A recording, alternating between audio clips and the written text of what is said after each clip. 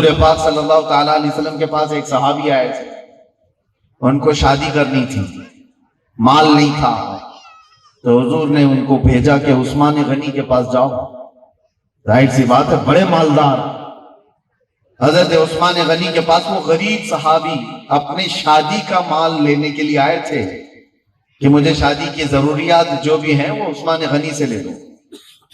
آئے تو دروازے پر ہی ابھی کھڑے تھے کہ اندر سے حضرت عثمان غنی کی گرجدار آواز آ رہی تھی، وہ کسی کو ڈانٹ رہے تھے، غصے میں ڈانٹ رہے تھے۔ اور ظاہر سی بات ہے باہر سے آیا ہوا آدمی گھر والے کے ہاؤ بھاؤ دیکھتا ہے، مزاج اچھا ہے، موڈ اچھا ہے تو بات کرے گا۔ اور باہر سے کھڑے ہوئے غریب صحابی نے دیکھا حضرت عثمان بڑے غصے میں کسی کو ڈانٹ رہے ہیں، کان لگا کے سنا تو وہ اپنے غلام کو ڈانٹ رہے تھے۔ کس بات پہ ڈانٹ رہے تھے؟ کہ اس نے چراغ میں بتی زیادہ کر دی تھی، تیل زیادہ جل رہا تھا، تیل زیادہ جل رہا تھا، چراغ کی بتی لمبی ہو گئی تھی، اس پر اپنے غلام کو ڈانٹ رہے تھے۔ اس غریب صحابی نے باہر سے کھڑے کھڑے سنا اور اس کے بعد واپس پلٹ گئے، یہ چراغ میں تھوڑی بتی زیادہ ہو گئی، اس پر اپنے غلام کو ڈانٹ رہے، میری شادی کا خرچہ کہاں دیں گے؟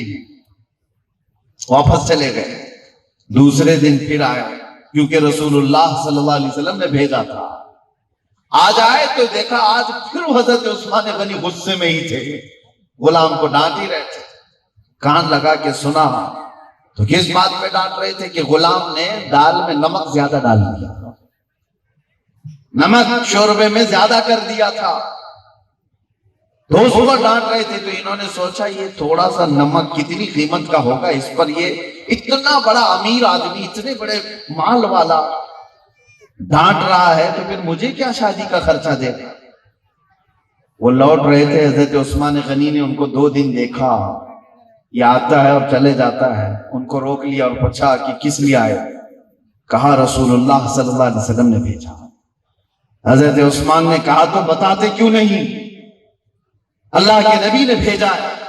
انہوں نے کہا 2 دن تو آپ کا مزاج دیکھا، بڑے غصے میں تھے آپ طیش میں اپنے غلام کو ڈانٹ رہے تھے، میں اپنی حاجت کہاں بیان کرتا؟ آپ چراغ کی بتی زیادہ ہونے پر ڈانٹ رہے ہو، نمک زیادہ ہونے پر ڈانٹ رہے ہو، میں تو شادی کے خرچے مانگنے آیا تھا۔ حضرت عثمان غنی نے کہا تیری ایک شادی نہیں 70 شادیوں کے خرچے میں عطا کروں گا،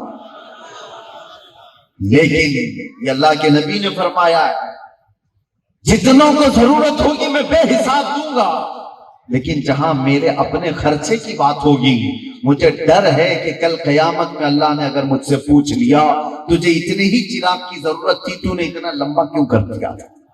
میں کیا جواب دوں گا؟ یہ اسراف ہے، یہ فضول خرچیاں ہیں۔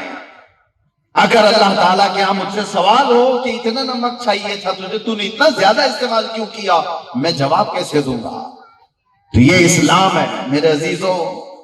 ہم ان تک تو نہیں پہنچ سکتے، لیکن عزیزان گرامی میں روک تو سکتا ہوں بہت سارے اسراف سے، فضول چیزوں سے، لا یعنی خرچوں سے۔ اسی لیے شادیوں میں بھی آج ہم دیکھتے ہیں شادیاں مشکل کیوں ہو گئی آج؟ وجہ یہی ہے کہ ہم نے اس طرح سے دماغ بنا لیا ہے کہ شادی اسی وقت ہوگی جب اتنا جہیز تیار ہو جائے گا، اتنا بڑا ہال بک ہو جائے گا، 500 سے 1000 لوگوں کا کھانا بننا چاہیے، سونا اتنا ہونا چاہیے، کپڑے اتنے جوڑے ہونی چاہیے۔ وہ لاتے کچھ جگہوں کے رواج پر لڑکی کا باپ ہونا ہی مشکل ہو گیا، اور کچھ علاقوں میں عربوں میں آپ جا کر کے دیکھیں تو لڑکوں کے لیے شادی مشکل ہے، ہمارے یہاں لڑکیوں کے لیے شادی مشکل ہے۔ وہاں لڑکیاں 50 لاکھ مہر مانگتی ہیں اور گھر مانگتی ہیں، اور یہاں لڑکے مانگتے ہیں، دونوں جگہ بھکاری ہیں، ادھر بھی اور ادھر بھی، اور شادی کو مشکل بنا رکھا ہے۔ اسلام یہ نہیں تھا، اسی اسراف کی وجہ سے زنا بڑھتا چلا گیا۔ اللہ کے نبی صلی اللہ علیہ وسلم نے کیا فرمایا تھا؟ نکاح کو اتنا آسان کر دو کہ زنا کرنا مشکل ہو جائے، مگر ہم نے اس کا الٹا کر رکھا ہے، نکاح کو اتنا مشکل بنا دیا ہے کہ نوجوان زنا کے راستے پر چلا گیا، تن آسانی دیکھا، کم خرچے میں چیزیں اس کی سکون کی مل جاتی ہیں۔ آپ کو میں بتاؤں یہ سارے اسراف اور فضول خرچیاں جو آپ نے لاد کر رسم بنا لیا ہے، کل قیامت کے دن اس کا جواب دینا پڑے گا۔ کچھ غریب وہ ہیں جو امیروں کی برابری کرنے کے لیے قرضوں میں ڈوبے ہوئے ہیں، اپنی بیٹیوں کی شادیاں صرف اس بنیاد پر کہ لوگ تانا نہ دیں، وہ دوسروں کی برابری کرنے کے لیے بھیک مانگ کر بیٹیوں کی شادی کرتا ہے۔ کیا یہ اسلام سکھاتا ہے؟ آؤ اسلام کیا سکھاتا ہے وہ میں بتاؤں۔ ایک صحابی حضور کے پاس آئے اور کہا میں بڑا غریب ہوں یا رسول اللہ، مگر شادی کی حاجت ہے، میں کیا کر سکتا ہوں؟ نبی پاک صلی اللہ تعالیٰ علیہ وسلم نے منع نہیں فرمایا، تو غریب ہے تو کر نہیں سکتا، مالدار نہیں ہے تو کیسے شادی کرے گا؟ حضور نے فرمایا ٹھیک ہے جا، میں مدینے کی کسی انصار صحابی کی بیٹی سے تیرا نکاح کر دوں گا، لیکن جا مہر میں دینے کے لیے ایک چاندی کی انگوٹھی لا سکتا ہے؟ مہر تو واجب ہے، شریعت نے دیا ہے۔ تو اس صحابی نے کہا یا رسول اللہ چاندی کی انگوٹھی تو دور کی بات ہے، میں لوہے کی انگوٹھی بھی نہیں دے سکتا، میرے پاس اتنی بھی طاقت نہیں ہے۔ تو کیا رسول اللہ نے انہیں منع کر دیا؟ بلکہ مدینے کی انصار صحابی کی ایک بیٹی کو آپ نے منتخب فرمایا اور اس انصار صحابی سے کہا میں تمہاری بیٹی کا نکاح اپنے اس جوان صحابی سے کرتا ہوں، کیا تم راضی ہو؟ وہ مدینے والے تھے جو اپنے جان مال سب کچھ میرے آقا پر قربان کیے ہوئے تھے۔ کہا یا رسول اللہ آپ کے فرمان کے بعد پھر کسی بات کی کوئی گنجائش کہاں؟ آقا آپ کا ہے جو کچھ، پوچھنا کیا ہے اس میں؟ بیٹی عطا کی اور اس صحابی کو بلایا اور کہا حل معک من سور القرآن، کیا تجھے قرآن کی کوئی سورہ یاد ہے؟ اس صحابی نے کہا کذا و کذا یا رسول اللہ، ہاں یا رسول اللہ فلاں فلاں سورتیں مجھے یاد ہیں۔ میرے آقا نے فرمایا جا میں تیرا نکاح کرتا ہوں، مہر میں اتنی قرآن کی سورتیں اپنی دلہن کو سکھا دے، اپنی بیوی کو قرآن کی اتنی سورتیں یاد کرا دے، یہی تیرا مہر ہے۔ یہ نکاح کو آسان کیا ہے۔ اور صحابی حضور پاک صلی اللہ تعالیٰ علیہ وسلم سے پوچھا گیا کہ کون سا نکاح ہے جس میں سب سے زیادہ برکت ہوگی؟ توجہ، حضور پاک صلی اللہ علیہ وسلم فرماتے ان اعظم النکاح برکتن ایسرہ مؤونتن، سب سے زیادہ اس نکاح میں برکت ہوگی جس میں خرچہ کم کیا جائے، جس میں خرچہ کم کیا جائے۔ یہ لوگوں کے اوپر سے گزریں گی چیزیں کیونکہ وہ چھوڑنا نہیں چاہتے۔ کہاں ہے وہ لوگ جو مسجدوں میں نکاح کر لیا کرتے تھے؟ کہاں ہے وہ لوگ؟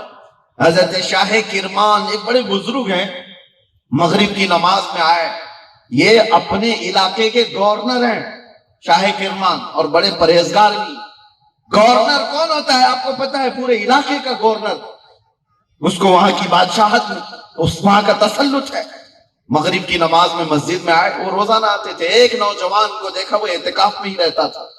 آپ نے اس نوجوان سے پوچھا کہ بیٹا تیرا گھر بار کہاں؟ میری ایک جھونپڑی ہے، بس میں اکیلا ہوں، گھر میں کوئی نہیں، میں علم دین کے راستے پر نکلا ہوا ہوں، مشائخ سے علم حاصل کرتا ہوں۔ سنو، اس نوجوان کو پوچھا کہ تیری شادی ہوئی؟ اس نے کہا حضور مجھ جیسے ایک خانہ بدوش کو جس کا کوئی آگے پیچھے نہیں کون بیٹی دے گا؟ مجھ سے کون شادی کرے گا؟ میرا گھر بار بھی نہیں، میں جھونپڑی میں رہتا ہوں۔ شاہ کرمان گورنر تھے، انہوں نے کہا کیا تو اس بات کو پسند کرتا ہے کہ میں اپنی بیٹی دے دوں؟ تاریخ کی سچائیاں بتا رہا ہوں۔ انہوں نے اس لڑکے نے، نوجوان نے پوچھا آپ نے کیا دیکھا مجھ میں؟ کہا بس میں نے اللہ کا خوف تیرے دل میں دیکھا، اللہ کا ڈر تیرے دل میں دیکھا، اور مجھے وہی چاہیے اپنی بیٹی کے لیے۔ تو اس نوجوان نے کہا اگر آپ نے مجھے اچھی طرح دیکھ لیا ہے تو مجھے قبول ہے۔ یہ صرف مغرب میں گئے اور عشاء میں آ کر نکاح ہو گیا، کوئی ہال بک نہیں، کوئی پنڈال نہیں، کوئی بارات نہیں، نکاح ہو گیا، ایک ہی دن کی بات ہے۔ بیٹی بڑے باپ کی ہے، بڑے خاندان کی ہے، بیٹیوں کو بھی پالو تو کیسے پالو؟ بہتوں کے گھر تو بڑے ہوتے ہیں لیکن اندر لوگ چھوٹے بہت ہوتے ہیں۔ بڑے بڑے لوگوں کے اولاد وہ خیالات میں بڑے چھوٹے نکل جاتے ہیں۔ شاہ کرمان گورنر بھی ہیں، پرہیزگار عالم دین بھی ہیں، بیٹی کا نکاح تو کر دیا۔ بیٹی بھی ایسی خوبصورت تھی، بادشاہوں کے بیٹوں کے اس کو پیغامات نکاح آتے تھے، لیکن انہوں نے غریب نوجوان کو نکاح کر کے دے دیا۔ نوجوان دلہن کو لے کر اپنے گھر آ گیا اور جھونپڑی تھی، چوپڑی ٹینٹ بندھا ہوا تھا. اندر آنے کے بعد دیکھا مٹی کی ایک سراہی رکھی ہے اور اس پر ایک آدھی روٹی رکھی ہوئی اور کچھ نہیں تھا. شادی کی پہلی رات ہے, دلہن آئی ہوئی. آتے ساتھ دلہن نے گھر کے اندر قدم رکھا اور پوچھا یہ کیا ہے؟ کہا کہ میرے پاس اتنا وقت نہیں ہوتا کہ مزدوری سے میں زیادہ کما سکوں. مجھے اتنی ہی اجرت ملتی ہے کہ ایک روٹی خرید لوں اور آج میری شادی ہوئی ہے اور میں نے آدھی روٹی کھائی ہے, کل کے لیے آدھی بچا رکھی ہے کہ تم بھی آئی ہو نہیں مہمان ہو, میں نے آدھی رکھ لیا تھا. سوچو وہ خاتون کا کیا کہنا ہوگا. وہ دلہن رونے لگ جاتی ہے, کہتی ہے میرے باپ نے غلط جگہ شادی کر دیا, میں کچھ اور سوچ کر کے آئی تھی, میرا ایکسپیکٹیشن کچھ اور تھا, میری امیدیں کچھ اور تھی. اس نوجوان نے کہا مجھے پتا ہے بڑے لوگوں کی بیٹیاں ایسے غریبوں کے گھر کہاں کر رہ سکتی, مجھے اندازہ تھا لیکن نکاح ہو گیا. مجھے پتا تھا مجھ جیسے غریب کے ساتھ تو نہیں رہ سکتی تھی. اس خاتون نے کہا میرے ربی کا حیات غریب اور امیر کی بات نہیں ہے, میں نے تو میرے باپ سے سنا تھا کہ آپ اللہ پر بہت زیادہ بھروسہ کرتے ہیں. یہ آدھی روٹی بچا کر کیوں رکھا؟ کیا اس خالق پر بھروسہ نہیں جو آج آدھی کھلایا ہے وہ کل بھی کھلائے گا؟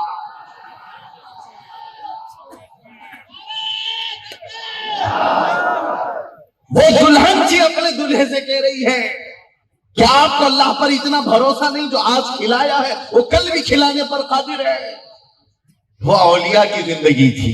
میرے حال بات بیچ میں آئی, میرا ٹاپک نہیں تھا, میں نے عرض کر دیا آپ کے پھولوں کے بیکار خرچ پر کیا آپ ان تمام چیزوں سے بچو, جہاں خرچ کرنا ہے وہاں کرو, بے حساب کرو اور ہر ایک کا اجر ہے. آپ کے مسجد سے جمعہ میں جھولیاں سامنے سے گھوم کے چلی جاتی ہیں, لوگ تک کی باندھے دیکھتے رہتے ہیں اور تم پھولوں میں برباد کرتے پیسے. مسجد کے پنکھے, مسجد کی ہوا, مسجد کا پانی سب کچھ استعمال کرتے ہیں اور جمعہ کے دن سامنے سے جب جھولی گھومتی ہے تو جیب میں کسی کا ہاتھ نہیں جاتا جلدی, اور اگر چلا بھی گیا تو پھٹی نوٹ نکال کے ڈال دیا. اللہ کے گھر کے لیے آپ نے کیا معیار بنا رکھا ہے؟ وہ جگہ تھی جہاں کا 1 روپیہ تمہیں وقت کا بادشاہ بنا سکتا. وہاں دیا ہوا ہر خیرات کا حصہ اللہ تعالیٰ خود فرماتا ہے بنی آدم کے ہاتھ سے دیا ہوا صدقہ میں خود لے لیتا ہوں, اور جیسے بچڑے کو پالا جاتا ہے ویسے اس کی خیرات کو میں پالتا ہوں. قیامت کے دن وہ ایک پہاڑ کی شکل بن جاتا ہے اور پھر وہ اس نوجوان کو اس انسان سے کہا جاتا ہے یہ لے تیری نیکیاں. وہ گھبراتا ہے, کہے گا میری نیکیاں کہاں تھی اتنی؟ رب تعالیٰ فرماتا ہے ایک دن تو نے خیرات کیا تھا, میں نے اس صدقے کو پال کر کے اتنا بڑا کر دیا ہے. جہاں خرچ کرنا ہے وہاں کرو, اسراف میں نہیں, فضول خرچیوں میں نہیں. بہرحال اب آتے ہیں, میں نے جو آیت کریمہ آپ کے سامنے تلاوت کی ہے, اللہ تعالیٰ فرماتا ہے وَمَن يَبْتَغِ غَيْرَ الْإِسْلَامِ دِينًا فَلَن يُقْبَلَ مِنْهُ, جو اسلام کے علاوہ دوسری طرف منہ پھیرتا ہے یا کہیں توجہ کرتا ہے ہرگز اس کا دین قبول نہیں کیا جائے گا. وَهُوَ فِي الْآخِرَةِ مِنَ الْخَاسِرِينَ, اور قیامت کے دن وہ سب سے زیادہ گھاٹے والوں میں اٹھایا جائے گا, نقصان اٹھانے والوں میں. اے نوجوانوں, اے بزرگوں, میرے عظیم ساتھیوں, آج جتنا فخر کرو کم ہے کہ اللہ تعالیٰ نے بن مانگے آپ کو دین اسلام عطا کیا. یہ کرم ہے رب تعالیٰ کا کہ پیدائشی ہو آپ. اللہ تعالیٰ نے آپ کے گھر میں وہ دین دیا ہے جس میں پیدا ہونے کے لیے پچھلے انبیاء دعا کرتے تھے, نبی دعا کرتے تھے کہ ہم امت محمدیہ میں پیدا ہوں. کیا آپ نے کبھی دعا کیا تھا کیا اپنی ماں کے پیٹ میں یا کہیں پر؟ پتا ہے آپ کو کہ ہم کو بھی امت محمدیہ میں پیدا ہونا ہے؟ ہمارے بن مانگے اللہ نے ہمیں یہ نعمت عطا کی ہے. اس نعمت کی قدر کتنی ہونی چاہیے. اور تم کو پھر صرف امت محمدیہ میں پیدا کر کے یوں ہی نہیں چھوڑ دیا گیا. اللہ تعالیٰ قرآن میں فرماتا ہے کنتم خیر امت اخرجت للناس, تم سب سے بہترین امت ہو انسانوں میں.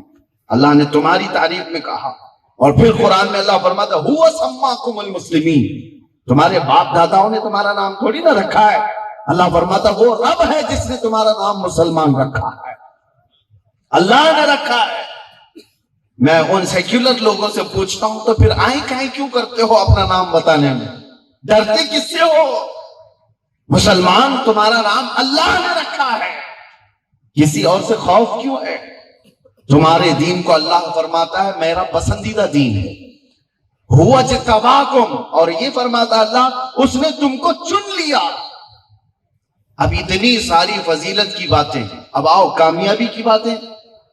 آپ کو پتا ہے خالد بن ولید 125 جنگیں لڑے، 125 میں سے ایک بھی شکست نہیں کھائی اپنی زندگی میں۔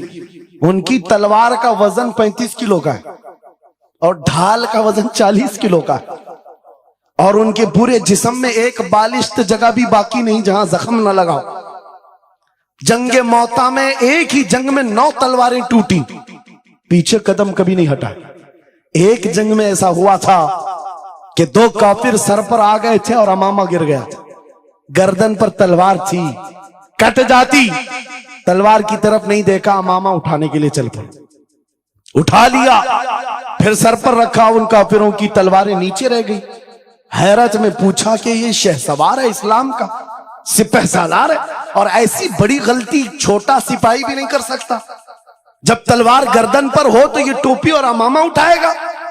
سامنے کے پہلوانوں نے پوچھا ایسی بڑی غلطی ہم نے چھوٹے فوجی سے بھی نہیں دیکھا، تم تو سپہ سالار ہو، ایسی غلطی کیسے کر سکتے ہو؟ خالد بن ولید کا جواب یہی میرا مقصد ہے۔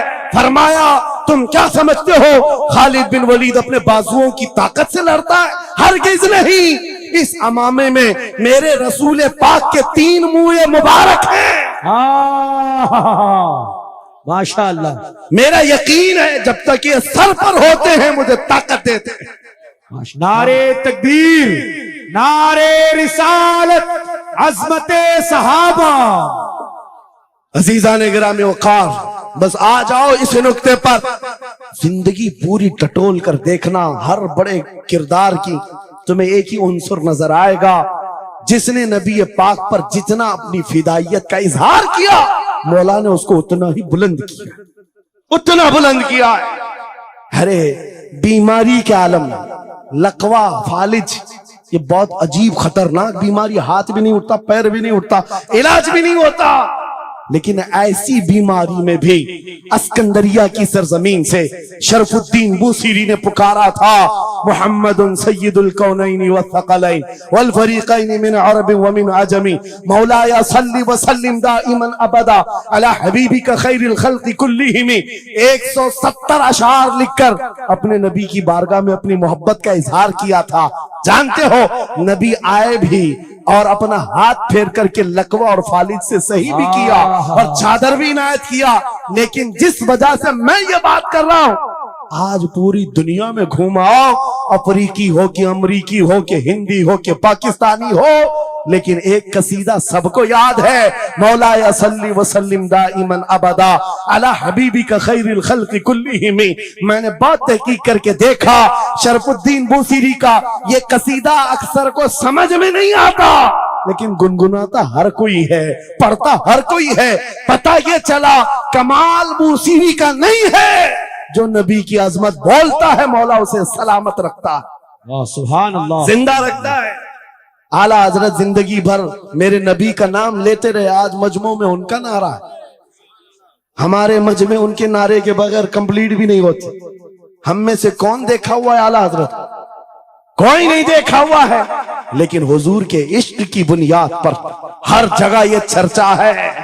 اسی لیے میرے عزیزو آؤ خراج عقیدت پیش کرتے ہیں اس بارگاہ مصطفیٰ میں، اور اس بات کا عزم کر کے چلیں گے یہ تمام اختلافات ہٹا دو، ختم کر دو، ایک چیز پر جمع ہو جاتے ہیں، جو چیز رسول اللہ نے صحابہ میں ڈالی تھی۔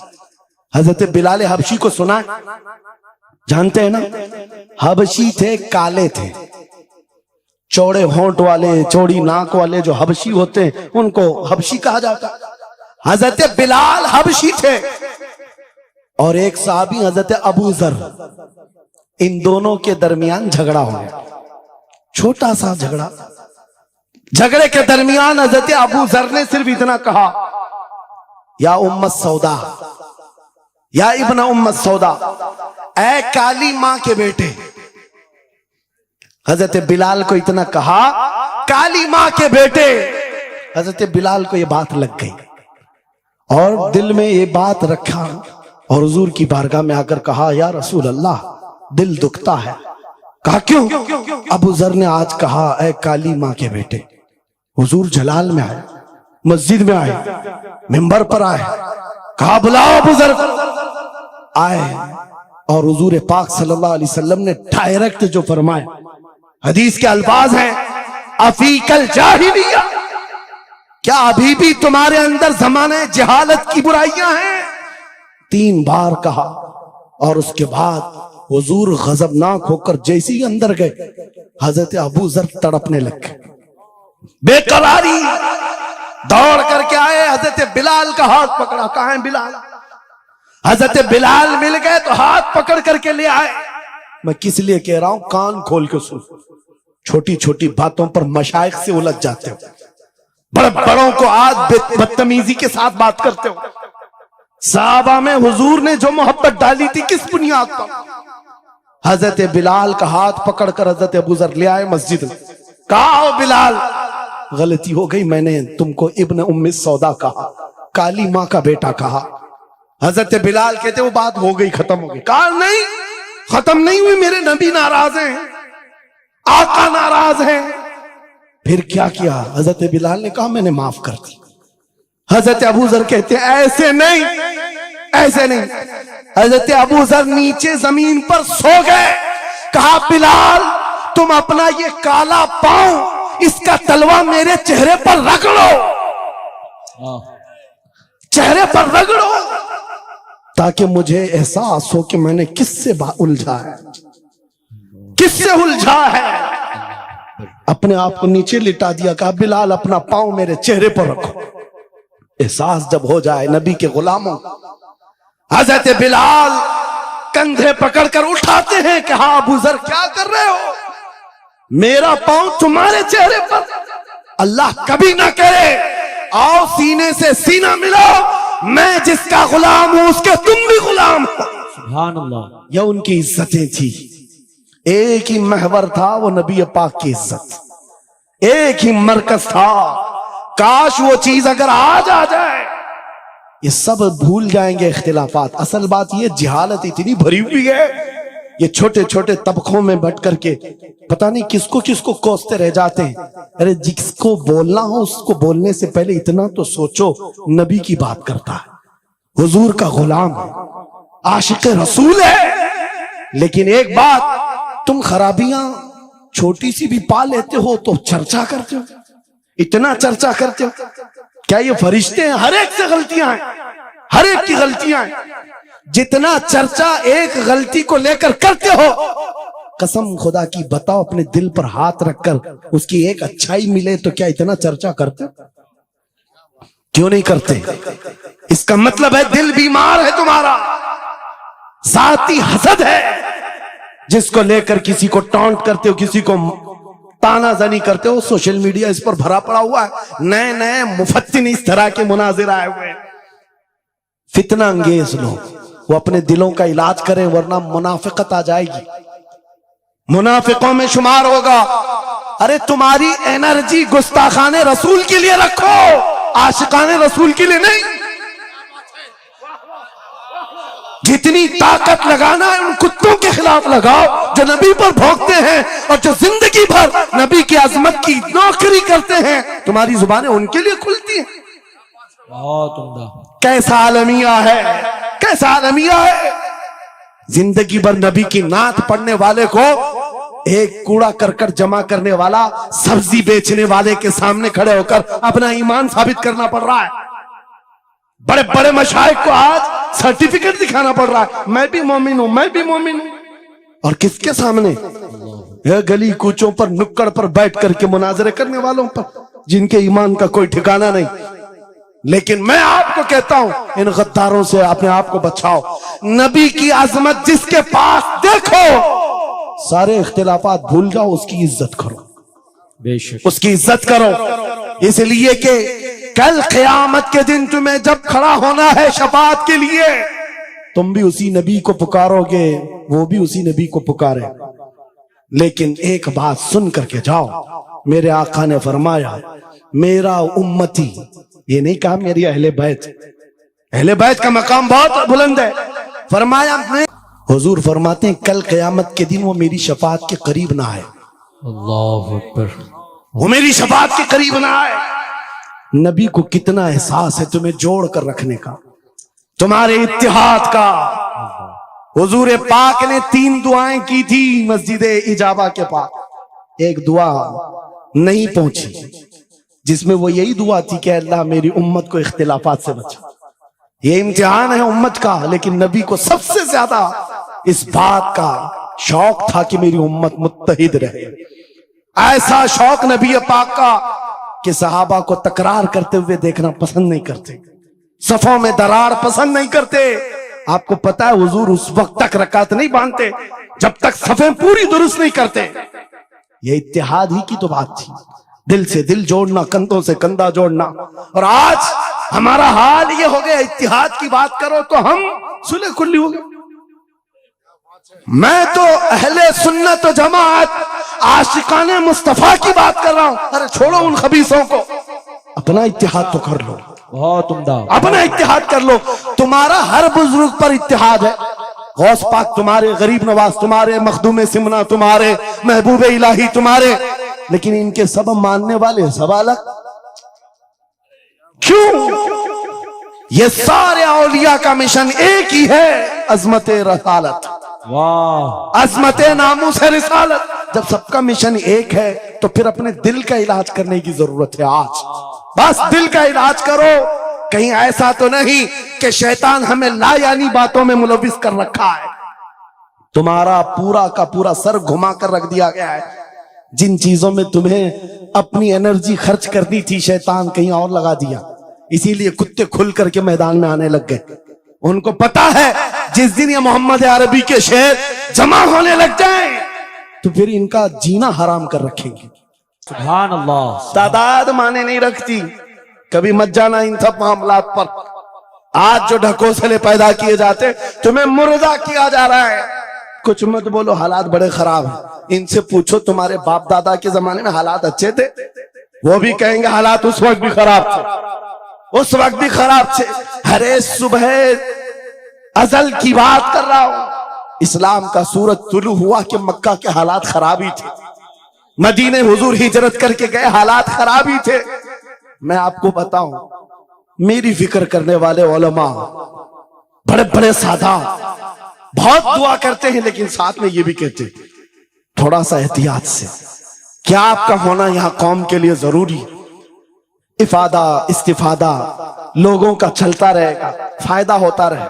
میں ایک بات کہتا ہوں، میں تو بہت چھوٹا سا، بلکہ میں کوئی گھاس کے لائق بھی نہیں. امام حسین کا ہونا کتنا ضروری تھا. صحابہ کرام کے زمانے میں اہل بیت کا وہ سب سے بڑا چہرہ امام حسین کا ہونا ضروری تھا کہ نہیں تھا؟ اس وقت بھی یہ کہا تھا صحابہ نے، مکہ سے جب کربلا جا رہا تھا یہ قافلہ، ہاتھ جوڑ کر کہا تھا مولا حسین مت جائیں، آپ رسول اللہ کی نشانی ہے، آپ مت جائیں، آپ سے خلق خدا کو فائدہ ہوگا. میرے عزیزوں، میں یہ بات آج کہتا ہوں، ہماری کوئی وقت نہیں، ہماری کوئی حیثیت نہیں جو یہ سمجھتا ہے اپنی کٹیاں بچانے کے لیے کہ ہمارے ہونے کے بعد بہتوں کا فائدہ ہوگا. ارے امام حسین کے ہونے سے کتنا فائدہ ہوتا، مگر اس حسین اعظم نے یہ نہیں دیکھا، بلکہ نکل کر کے اس میدان میں نہتے بچوں کے ساتھ چلے آئے تھے اور گردن بھی کٹا دی. یہ ثمرہ آج تک دیکھنے کو ملتا ہے. اسلام زندہ ہوتا ہے ہر کربلا کے بعد. سبحان اللہ. امام حسین نے عظیم اس رخصت پر نہیں عمل کیا تھا، عظیمت کا راستہ اختیار کیا، چلے آئے. اس وقت بھی صحابہ نے ان سے کہا تھا آپ کا ہونا بہت ضروری ہے، لیکن امام حسین کی نظر میں یہ بات تھی رہ لیں گے چند سال، لیکن لوگوں کے دلوں میں جو نروس پن ہوگا، शरीयत की धज्जियां उड़ती हुई देख करके बड़े बड़े लोग खामोश हैं, तो आइंदा आने वाली नस्लें भी इसी तरह कंप्रोमाइज करती हुई चली जाएंगी। मेरे अजीजों, मैं आज खुल करके बताता हूं, मेरी पुष्ट पनाही करने के लिए बड़े बड़े उलमा मौजूद है, एक भी हुकूमत का कुत्ता नहीं है और ना ही जरूरत है। जब कभी पहली मर्तबा मैं तन्हा खड़ा था मुंबई की सरजमीन पर, हुजूर मोइनुल मशाइख मेरे साथ, उस वक्त भी साथ थे, आज तक है। और ये भी बात बताऊं, आपका मैं मुफ्ती होऊंगा लेकिन इनका बाबू, ये हमेशा एक ही बात, ये सारी चीजें मेरे साथ हैं, लेकिन फिर भी मैं खुल करके आपके साथ ये कहता हूं, बच्चे मेरे भी हैं, बीवी, खानदान मेरा भी है, लेकिन एक चीज सताती है आज कि अगर आज आप सबकी बातें सुन करके हम भी कहें थोड़ा जी लेंगे, हम भी 10 साल 12 साल 14 साल जो जिंदगी मिल जाए जी लेंगे, क्योंकि इनको ना बोलेंगे तो छोड़ देंगे, आसानी से रहने देंगे। लेकिन एक नुकसान हम देख रहे हैं, कल को आने वाली नस्लें पूछेंगी, कल को आने वाली नस्लें पूछेंगी, जब नबी की शान में कुत्ते भौंकते थे, हमारे बाप दादा रोटियां सेका करते थे, उनके दिलों में कौन सा ईमान होगा, उनके दिलों में कैसी बुज़दिली आ जाएगी। लेकिन मेरे अजीजों, ज्यादा से ज्यादा क्या होगा, मौत तो सबकी लिखी हुई है, मेरी भी है, आपकी भी है, किसी दिन बिस्तर पर पांव रगड़ कर मर जाएंगे। लेकिन हम ये सोचते हैं जब मरना मुकद्दर है ही, यूं भी तो किसी दिन दुनिया से जाना है, नबी पाक का नाम बुलंद करके जाएंगे, नस्लें इस बात के लिए सीना चौड़ा करके कहेंगी, नहीं, सारे अगर कुत्ते भौंक रहे थे, मेरा बाप मेरा दादा नबी की शान में अज़मत रिसालत के दिफा के लिए तन्हा खड़ा था या उलमा में से कोई खड़ा था, उनके फख्र के लिए इतनी बात काफी है और उनके ईमान के हिफाजत के लिए इतनी बात काफी है। सुभान अल्लाह, सुभान अल्लाह।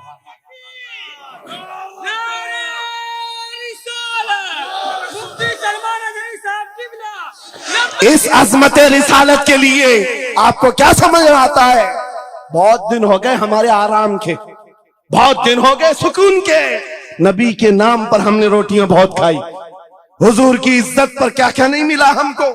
कौन से दिन तकलीफ आई है, कौन से दिन तकलीफ आई है, ये अहले बैत को देख रहे हो, आपको पता है वो बाबुल हवाइज इमाम मूसा काजिम, अहले बैत के इस बड़े इमाम की बात कर रहा हूं जो इमाम जाफर सादिक के बेटे हैं, लेकिन 7 साल तक वक्त के जालिम तागूती ताकतों ने जेल में रखा, जहर देकर के खत्म किया है। आपको पता है इमाम मोहम्मद बिन हसन अस्करी, जिनको जहर देकर के खत्म किया गया, अहले बैत था जिन्होंने 20-20 साल जेल काटी है। रसूलुल्लाह के शहजादे थे वो, रसूलुल्लाह की आल थे, आज तो लाखों में है, उस वक्त तो नबी के शहजादे चुनिंदा थे, पूरी दुनिया के वो मरकज थे, लेकिन जेलों में 20-20 साल गुजारे, किसी को 10 साल, किसी को 12 साल, किसी को 20 साल। आपको पता है इमाम मूसा काजिम को जंजीरों से भी मारा गया था, जंजीरों से। आप अपने बाप को मार खाता हुआ देख करके नहीं बर्दाश्त कर पाते, हमारे वो अजीम इमामों की बात कर रहा हूं जिन्होंने मेरे नबी की शरीयत की दिफा के लिए जेलों की जिंदगी, हत्ता के रिवायत ये बताती है मौला इमाम मूसा काजिम का जनाजा भी जेल से निकला।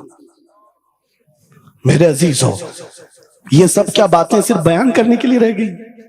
उलमाए ज़वील एहतराम इस मनसब को हाथ समझेंगे, आज ज्यादा से ज्यादा यही होगा। इसी किछोछा मुकद्दसा के एक बुजुर्ग थे जो मेरे बहुत बड़े आइडियल है, सैयद मुजफ्फर हुसैन कछोछवी। आजादी के मौके पर बड़ी मुसीबतें उठाई और इनको पकड़ करके, एक शहजादा है किछोछा मुकद्दसा का आस्ताना, और जेल में डाल दिया गया था। आपको पता है किछोछा के उस शहजादे ने एक जवाब दिया था जो मेरा फेवरेट शेर है, पसंदीदा शेर है। आपने कहा था मुजफ्फर को मुकय्यद ना समझे सैयद, मेरी असीरी भी सुन्नत आबाई है, माशा मेरी असीरी भी सुन्नत आबाई है। मुजफ्फर को मुक़य्यद मत समझ ऐसे याद, आपको पता है ये तारीख है हमारी, लेकिन सब के सब तारीख इसलिए दोहरा रहा हूं कि हमारी इज्जत उसी में मौजूद है, वहीं पर है। वापस आ जाओ उधर ही। अपनी कुटिया बचाकर, अपनी दुकान बचाकर ज्यादा दिन नहीं जी पाओगे। हुजूर के नाम का दिफा करो, सुबह क़यामत तक मौला नाम जिंदा रखेगा। सुभान अल्लाह। हाँ, अपनी हिफाजत के लिए बहुत सारे लोग हैं, अपनी अपनी फिक्र करने वाले। नबी की इज्जत और नामूस पर पहरा देने वालों की तारीख मिटाई नहीं जाती। हजारों मिटाने की कोशिश भी कर लो, वो मिटते नहीं है। आज आपको पता है, पैरों से माजूर खादिम हुसैन को कौन नहीं जानता। लोगों को डर भी लगता है उनका नाम लेने कि गरजता था बंदा और खुद व्हील चेयर पर बैठता, लेकिन लाखों को खड़ा होना सिखा दिया। किस बात पर? क्या अपने बाप के कसीदे पढ़ता था? क्या अपने खानदान के कसीदे गुनगुनाता था? एक ही बात, रसूलुल्लाह की अजमत पर बात, हुजूर की इज्जत पर बात करो तो फिर पता चलता है 8 साल के बच्चे से लेकर 80 साल के बूढ़े के दिल में भी अल्लाह खुद मोहब्बत डालता है। वाह, सुभान अल्लाह। खुद मोहब्बत डालता है।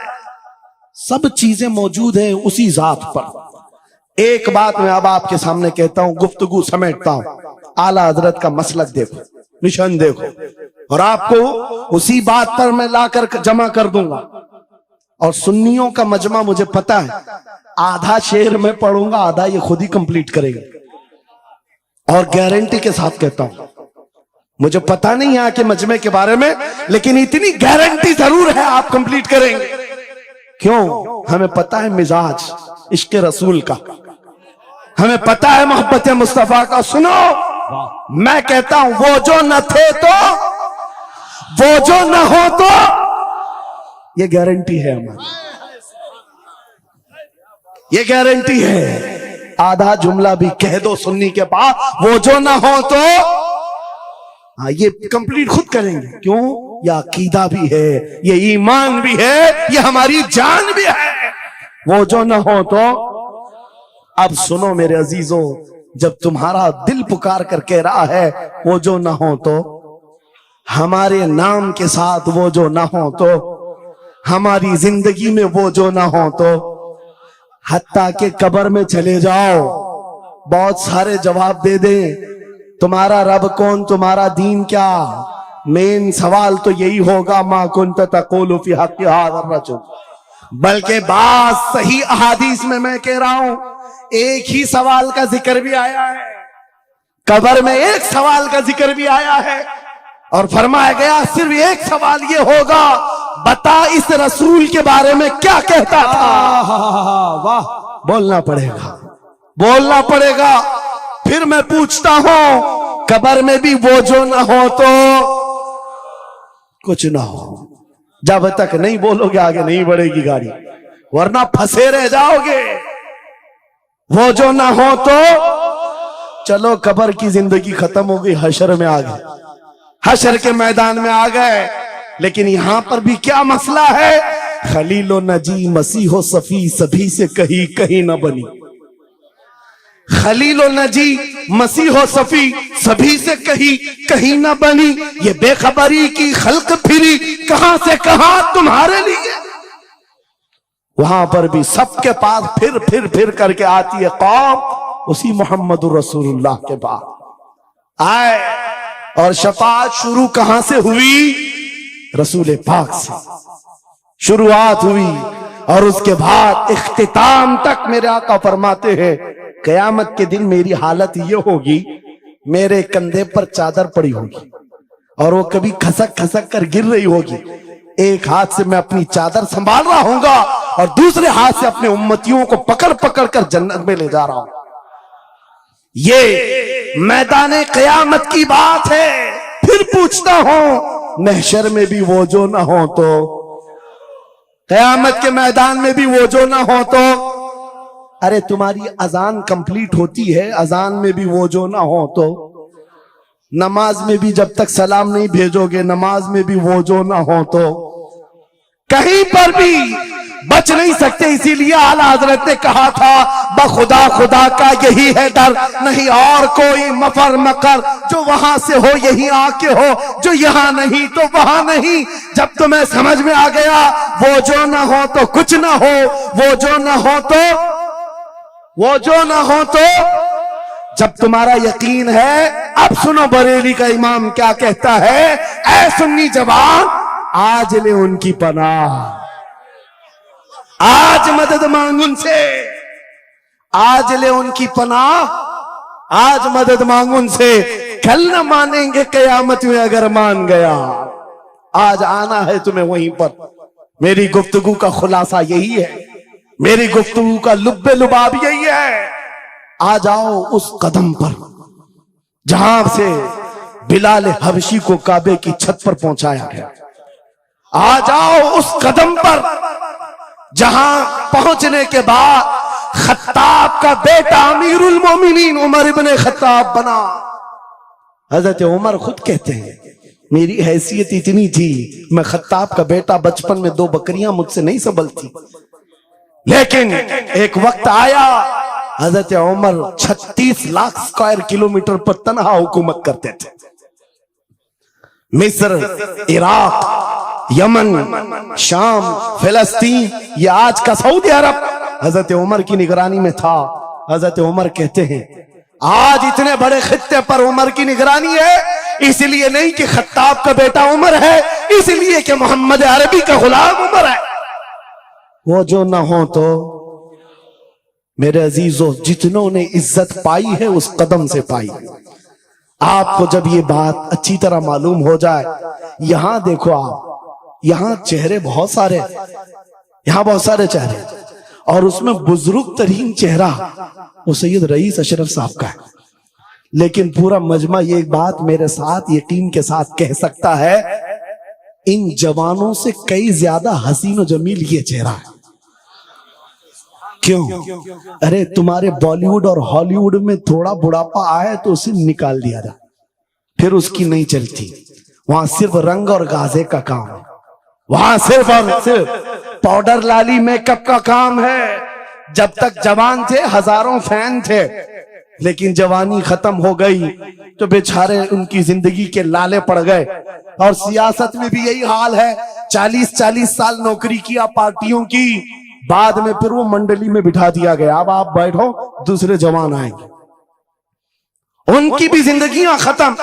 लेकिन एक बात है, नबी पाक का जो गुलाम होता है वो 80 साल का भी हो जाए, उसके अंदर ना पुरानापन आता है ना बुढ़ापा आता है। सुभान अल्लाह। इज्जत वैसी ही बरकरार है, खूबसूरती वैसी ही है, 80 साल का हो कि 90 साल का हो। अरे 75 साल की उम्र में हमने हुजूर ताजुश शरिया को देखा है, और जिन आंखों ने उन्हें देखा होगा वह इस बात की गवाही देते हैं, 1,00,000 खूबसूरत जवानों को एक तरफ रखो और एक तरफ ताजुश शरिया, और देखने वाले की निगाहों को टटोल कर देखना, वो 1,00,000 की तरफ नहीं, इस 75 साला उस अजीम हुस्न को देखने में मां होगा जो हुस्न पाउडर और लाली का नहीं है, इश्क मुस्तफा से मिला हुआ।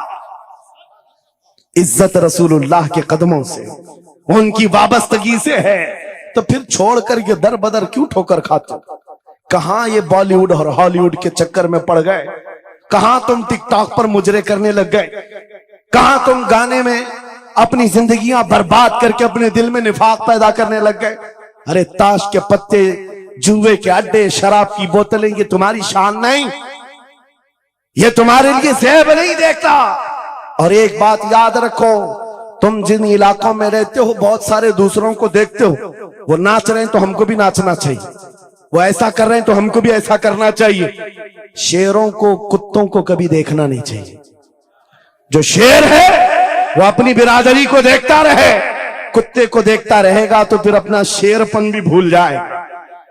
इसलिए याद रखो, तुम खैरे उम्मत हो, तुम्हारा लक़ब कुरान में आया है। तुम नचनियों को मत देखो, शराबियों को मत देखो, जुआरियों को मत देखो, वो गाने पे कैसे थिरकते हैं, वो कैसे नाचते हैं, ये तुम्हारा मतलब नहीं है। तुमको अगर देखना है, खालिद बिन वलीद को देखो, सलाहुद्दीन अय्यूबी को देखो, शिहाबुद्दीन गौरी को देखो, औरंगजेब को बार बार देखो। दड़ों की 100 साला जिंदगी से शेर की 1 मिनट की जिंदगी बेहतर है। अल्लाह के नबी सल्लल्लाहु तआला अलैहि वसल्लम की गुलामी में जो 1 मिनट की गुलामी इज्जत दिलाती है, वो चापलूसी की 100 साला जिंदगी में भी इज्जत नहीं मिलती। वक्त अगरचे हमारे पास कम है, लेकिन मुख्तसर वक्त उम्मत मुस्तफ़ा के लिए तोहफा है, गुलामाने मोहम्मद के लिए अजीम तोहफा है। बस ये है कि इस वक्त की कदर करें।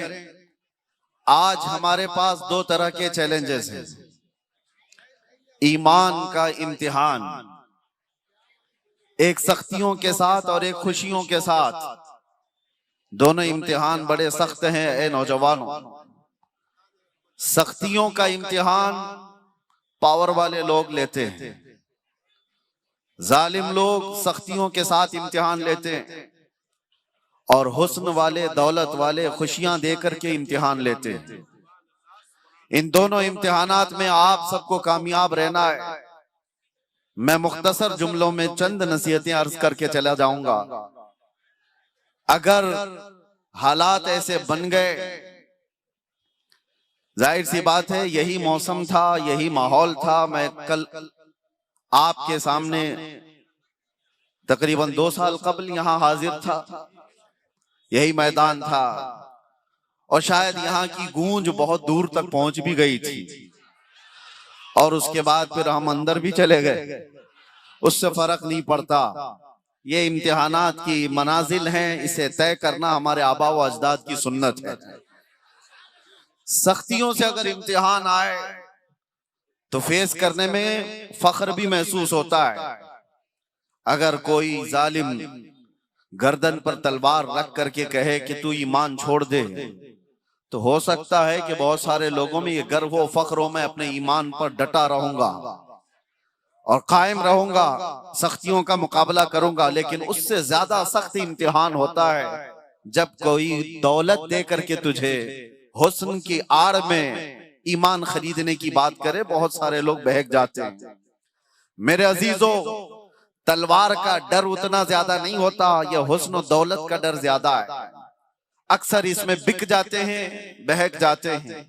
एक मिसाल मैं आपको बता दूं, नौजवान हो तो ऐसा हो मोहम्मद अरबी सल्लल्लाहु तआला अलैहि वसल्लम का अब्दुल्ला बिन हुज़ाफा, एक ऐसे सहाबी का नाम मैं तुम्हारे सामने जिक्र कर रहा हूं। रोम के एक बादशाह ने उन्हें कैद कर लिया था, गिरफ्तार कर लिया था। नौजवान ऐसा कि पहाड़ों जैसी सख्तियां अंदर है, अज़्म और हौसला ऐसा कि तूफानों के रुख मोड़ दे। बादशाह ने कहा, इस नौजवान को मैं अपने पास रखता हूं, इसे आजाद भी करूंगा, इसको अपने दरबार में भी शामिल करूंगा। अब्दुल्ला बिन हुज़ाफा से कहा, है नौजवान, मुझे तेरे जैसे जवान की जरूरत है मेरी सल्तनत के लिए। तू आजा, अपना दीन छोड़ दे, मेरे दीन में आजा और मेरी सल्तनत में शामिल हो जा, वजारत का ओहदा कबूल कर ले।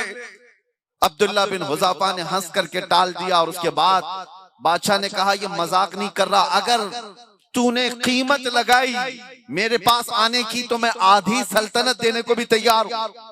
मोहम्मद अरबी के गुलाम को खरीदने के लिए दुनिया आधी सल्तनत देने को भी तैयार है। मियां वो बेवकूफ बादशाह नहीं है, जानते हैं मोहम्मद अरबी के शेरों की कीमत क्या होती है। आधी सल्तनत देने को तैयार हुआ। तो अब्दुल्ला बिन हुज़ाफा ने जवाब क्या दिया था? नौजवानों, कान खोल करके सुनो। उस सहाबी रसूल ने कहा था, बादशाह तू आधी सल्तनत की बात करता है, तेरी पूरी सल्तनत दे, उसके बाद एक और सल्तनत, उसके बाद एक और सल्तनत दे। 3 सल्तनतें हो जाने के बाद भी कसम रब्बे जुल जलाल की, पलक झपकने के बराबर भी मैं अपने नबी से बेवफाई नहीं कर सकता। मेरी पूरी जिंदगी खरीदने की बात तो दूर की है, पलक झपकने के बराबर भी वक्त मैं अपने नबी से गद्दारी नहीं कर सकता। दुनिया ने ये देखा था, ये आज़म और हौसला कहीं पाया जाता है तो ताजदार मदीना के मदरसे में पाया जाता है। نبی کونین صلی اللہ علیہ وسلم کے قدموں سے پلے ہوئے نوجوانوں کے اندر یہ عزم ہوتا ہے، یہ حوصلہ اور یہ استقلال۔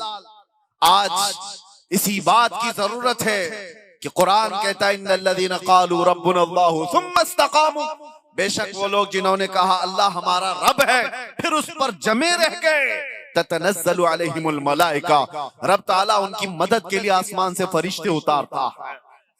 تم اگر ایمان کے ساتھ ڈٹے رہ گئے، جمے رہ گئے، ارے یہ آندھیاں ہیں کیا، یہ 4 دن کی ہیں، یہ طوفان ہیں کیا، موسموں کے ہیں، ان کے گزر جانے کے بعد یاد رکھنا چاند کو بھی گہن لگتا ہے لیکن ہمیشہ کا نہیں ہوتا۔ چاند سے جب گہن چھٹ جاتا ہے تو چاند اپنے آب و تاب کے ساتھ پھر چمکتا ہے۔ مجھے احساس ہے امت مصطفیٰ کی اس جماعت پر گہن ضرور لگا ہے، ظالموں کی نظر ضرور لگی ہے، لیکن یہ ہمیشہ کی نہیں ہے، اندھیرا ہونے کے بعد صبح ہوتی ضرور ہے، اس تاریکی کے بعد اجالا آتا ضرور ہے۔ نروس نہ ہو، نا امید نہ ہو، ان حالات کو دیکھ کر پشیمان نہ ہو میرے عزیزو، پھر میں اگر کہوں تو بات بری ہو جائے گی۔ یہ سارے حالات کے بعد بات اتنی ہی ہے، کچھ دیر کی خاموشی، آگے کی ضرورت نہیں ہے۔ ہر زندگی کے معاملے میں اتنا انتظار ضرور کرو، کچھ دیر کی ہی خاموشی رہے گی، پھر انشاءاللہ وہی آب و تاب، وہی چمک دمک جو میرے مصطفیٰ کی ہے۔ اس لیے کہ امام اہل سنت فاضل بریلوی کو کسی نے گلاب کا تحفہ پیش کیا تھا تو آپ نے کہا تھا یہ وہ گلاب ہے جو صبح کھلتا ہے شام میں مرجھا جاتا ہے، میں اس گلاب سے محبت کرتا ہوں جو کبھی نہیں مرجھاتا، جس کی رنگت کبھی نہیں ختم ہوتی، جس کی چمک کبھی نہیں ختم ہوتی۔ اور پھر امام اہل سنت نے پھول پر ہی یہ نعت لکھ دی تھی، سرتاب قدم ہے سن سلطان زمن پھول، لب پھول، دہن پھول، زقن پھول، بدن پھول، واللہ جو مل جائے میرے گل کا پسینہ، مانگے نہ کبھی عطر نہ پھر چاہے دلہن پھول۔ کیا بات رضا اس چمنستان کرم کی، زہرا ہے کلی جس میں حسین و حسن پھول، زہرا ہے کلی جس میں حسین و حسن پھول۔ میرے عزیزو، ہم اس پھول سے محبت کرتے ہیں جس کی خوشبو نہ کبھی کم ہوئی تھی نہ کم ہوگی، اور جس کی چمک و دمک کبھی ماند نہیں پڑ سکتی۔ یہ ہماری آنکھوں کا قصور ہے، یہ ہمارے اعمال کی شامت ہے جو ان حالات سے ہم آج مقابلہ کر رہے ہیں۔ لیکن میرے عزیزو، قرآن کا وعدہ ہے، رب تبارک و تعالیٰ نے فرمایا یہ دین غالب آ کر رہے گا، یہ دین غالب آ کر رہے گا۔ میرے مصطفیٰ نے فرمایا شرط یہ ہے تم سب سے زیادہ سربلند رہو گے، تم کامیاب رہو گے، تم اونچائیوں پر ہوگے، شرط یہ ہے کہ غلامی مصطفیٰ میں آ کر تو دیکھو کہ محمد سے وفا تو نے تو ہم تیرے ہیں، یہ جہاں چیز ہے کیا لوح و قلم تیرے ہیں۔ تم کیا سمجھتے ہو عزتیں تلوے چھاٹنے میں نہیں ہے، عزتیں کسی کے جوتے اٹھانے میں نہیں ہے، عزتیں کسی کی نوکری اور چاکری 40 سال کرنے میں نہیں ہے۔ ہم ان سیاسی بوڑھوں کو دیکھے ہیں جو 90 سال کی عمر میں سائٹ لگا دیے گئے ہیں، ان کو آج اخبار کا کوئی تراشا بھی نہیں پوچھتا، ان کو آج کوئی پوچھنے والا نہیں۔ وقت کے پی ایم بھی تھے، وقت کے سی ایم بھی تھے، لیکن آج کچرے کے ڈھیر بن گئے۔ ہاں عزت ہوتی ہے تو کہاں ہوتی ہے؟ جب تک بکے نہ تھے تو کوئی پوچھتا نہ تھا۔ یا رسول اللہ تم نے خرید کر ہمیں انمول کر دیا۔ عزت دیکھی ہے تو ایک ہی قدم میں دیکھی ہے، ابو بکر آئے تو صدیق بن کر نکلے، عمر آئے تو فاروق بن کر نکلے، عثمان آئے تو ذو النورین، اور علی آئے تو شیر خدا بن کر نکلے۔ عزت صرف اور صرف ان قدموں میں ہے۔ اسی لیے آپ سے بھی یہی ہے گزارش، عزتیں ادھر ادھر نہ ڈھونڈو، اور یہ موسموں میں جو بدلنے والی باتیں ہیں آج ان کی چمک دمک ہے تو چلو یہاں کچھ مل جائے گا۔ میں کہتا ہوں یہ ان جانوروں کی مثال ہے جو ہری گھاس دیکھ کر کے منہ ڈال دیتے ہیں، ایمان والے کی یہ مثال نہیں ہو سکتی۔ ایمان والا فاقہ کرے گا مگر اپنے نبی سے غداری کبھی نہیں کرے گا۔ اعمال میں بدل تو سکتا ہے لیکن عقیدے میں اپنے نبی کی عزت کے ساتھ سمجھوتا نہیں کر سکتا. بس میری گفتگو یہاں پر ختم ہو جائے گی. عزتوں کے ساتھ اگر جینا ہے تو مصیبتوں کے لیے تیار رہو. ایسا نہیں کہ حلوہ پراٹھا کھانے کا نام ہی عاشق رسول ہے. تم میدان میں بیٹھ کر نعرے لگا لو یہی عشق رسول ہے. نہیں، اگر محبت مصطفیٰ کی بات کرتے ہو تو امتحان کے لیے بھی تیار رہو. لاٹھی ڈنڈے ہی نہیں، قید و بند کی صعوبتیں بھی آ سکتی ہیں، بلکہ دار پہ چڑھنے کی بھی بات آ سکتی ہے. اسی لیے میں کہتا ہوں عشق مصطفیٰ اگر جرم ہے تو یہ جرم ہم ہر بار کریں گے. مجھے میرے والد گرامی فرمایا کرتے، بس اب میں ختم کر رہا ہوں، مسجد کے صدر تھے، متولی ہمارے ہاں کہا جاتا ہے، اور بڑے پرہیزگار اور ایک بڑے بزرگ کی خدمت گزار بھی تھے. اور کئی سالوں تک میں جانتا ہوں، میں نے ان کو بڑھاپے میں دیکھا ہو، یا ہمارے والد فرماتے تھے کہ اچانک ایسا ہوا کہ مسجدوں کے معاملات سب جگہ ہوتے ہیں، ہر جگہ ہوتے ہیں، تو نئی جماعت آ گئی، پرانے متولی صاحب کو ہٹا دیا گیا. اب ان کی عمر کافی بھی ہو گئی تھی، داڑھی تھی، اور اس کے بعد یہ آپسی چپکلش تھی یا جو بھی ہے، محلے میں ہوتے رہتے ہیں، ہر جگہ ہوتے رہتے ہیں. اور اس کے بعد جب ان کو ہٹا دیا گیا، میری یہ بات کو آپ اپنے اوپر نہ لیں، سارے لوگ جو ہے ہماری باتوں کو گھماتے ہیں برابر جگہ پر جہاں ان کو چاہیے. میں ریئل بات کہہ رہا ہوں. جب وہ ہٹ گئے، ہوا یہ کہ اس بیچارے نے، دیکھیں یہ اللہ تبارک و تعالیٰ جب جس سے جیسا چاہے خدمت لے. اس نے کہا کہ میں اس مسجد کو ہی نہیں مانتا، یہ فتنے کی گڑھ ہے، معاذ اللہ. چھوڑ دیا اس نے. جو صدر رہا، متولی رہا مسجد کا، بڑی داڑھی تھی، اور کئی دنوں تک مسجد کو آنا چھوڑ دیا. پھر تھوڑے دن ہوئے، دھیرے دھیرے دھیرے نماز بھی چھوڑ دیا، ختم ہو گئی. میرے والد گرامی اللہ ان کی تربت پر رحم فرمائے، اکثر وہ بات بتا کر کے، نام لے کر کے بتاتے تھے. کہا کہ کچھ سال گزرے کہ اس بندے کو ہمارے یہاں اوسی کھیلنا کہتے ہیں، وہ کیا کہتے ہیں جو نمبر لگاتے ہیں، مٹکا. یہاں ہوتا ہے مٹکا کھیلتے، لاٹری والے جو نمبر لگاتے ہیں. کچھ لوگوں کو اس کا نشہ ہے، نمبر لگاتے ہیں لاٹری کے، اور اس کے بعد اس میں پیسے لگاتے ہیں. کیا کہتے ہیں اس کو؟ سٹا. سٹا ہو کہ مٹکا ہو، الگ الگ جو بھی ہے، اس کی عادت اس کو لگی. اور پیسے جو بھی تھے وہ نمبر جا کر کے لگا کے آتا تھا. دوسرے دن صبح سے لے کر شام تک بیٹھے ہوئے کہ نمبر آیا کیا، نمبر آیا کیا. اس میں پیسے جاتے رہے جاتے رہے جاتے رہے، کنگال ہو گیا. وہ متولی صاحب کے بارے میں نے سنا کہ پھر وہ اپنے ہی بیٹے اور بیٹیوں کے پیسے چوری کرنے لگا. یہاں تک نوبت آ گئی، اور بیٹے اور بیٹیوں کو ایک بار دو بار سمجھ میں آئے، بعد میں پھر دیکھا کہ بڑھاپے میں ابا کا حال یہ ہو گیا ہے کہ کہیں پیسے رکھو تو اٹھا کے لے جاتے ہیں، اور وہ سٹے میں لگا کر آ جاتے. سٹا بازی کرتے کرتے اتنا تباہ و برباد ہوا، آج رونگٹے کھڑے ہو جاتے ہیں کہتے ہوئے رمضان کے مہینے میں شراب کی حالت میں اس کی موت ہوئی. وہ شراب پیتا رہا کسی ایک گھر کے کٹے پر باہر. آخری وقت اس کا وہاں پر دیکھا گیا جب اس کی روح نکلی.